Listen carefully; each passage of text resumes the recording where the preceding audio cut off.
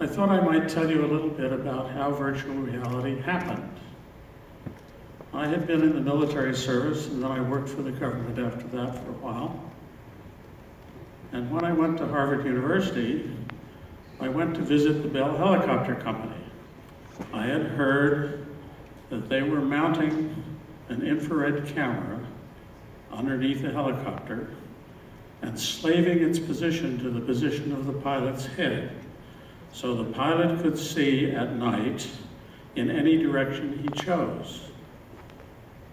I went to visit Bell Helicopter in Fort Worth, Texas. I had a very interesting visit because they had done some experiments with a camera slaved to a head-mounted display. One of the experiments, the observer sat in a comfortable office chair inside the building.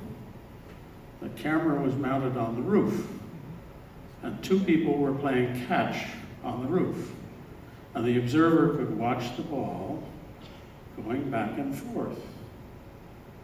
And then suddenly one of the players threw the ball at the camera, and the observer ducked.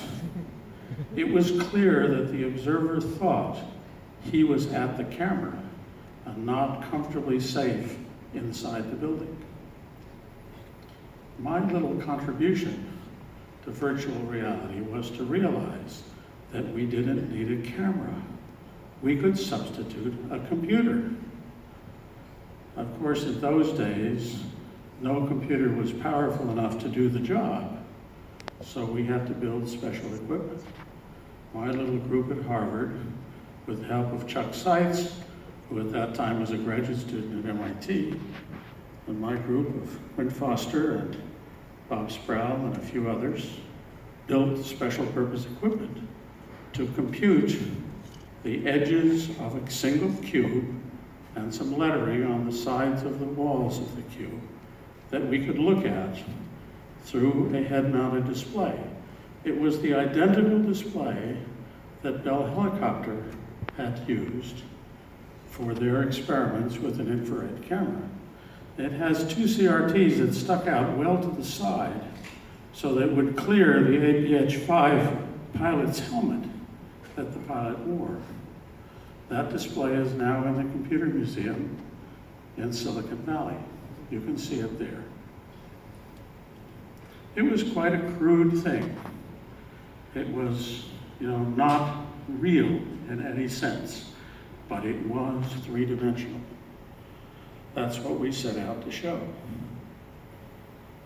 Shortly after we completed that project, I moved to the University of Utah, where we worked on making much more realistic pictures of solid objects instead of wireframe objects.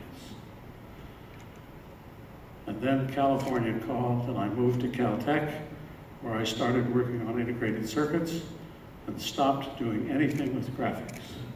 That was 35 years ago.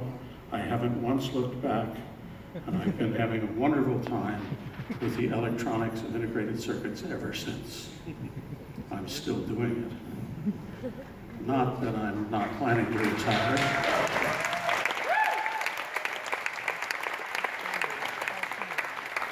It's not that I'm not planning to retire, it's that I'm planning not to retire.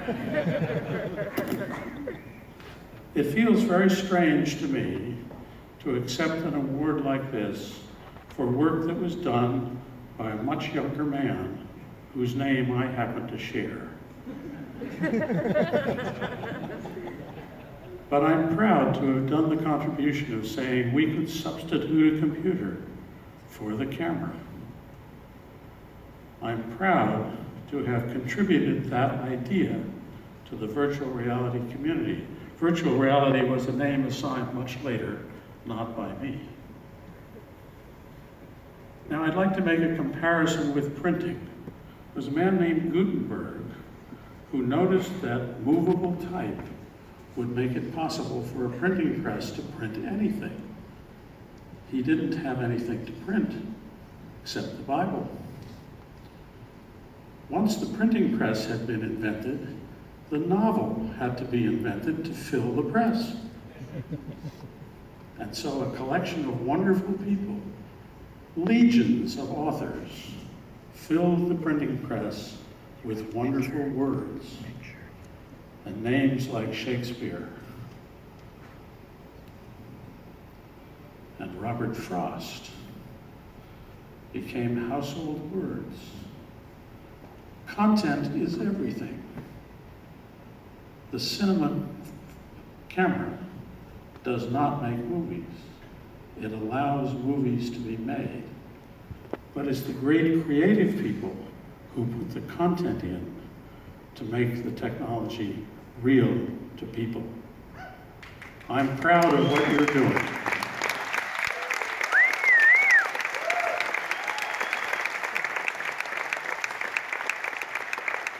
I'm proud of what you're doing. Amazing pictures are coming out of equipment that nowadays seems fairly commonplace.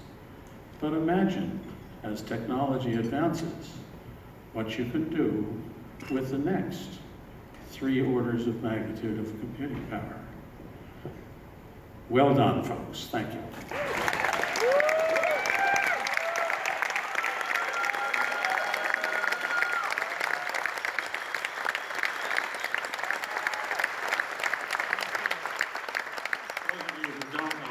Is a Professor effect rendered in 3 dimensions. And it's a little bit crooked, but it turns out that doesn't matter.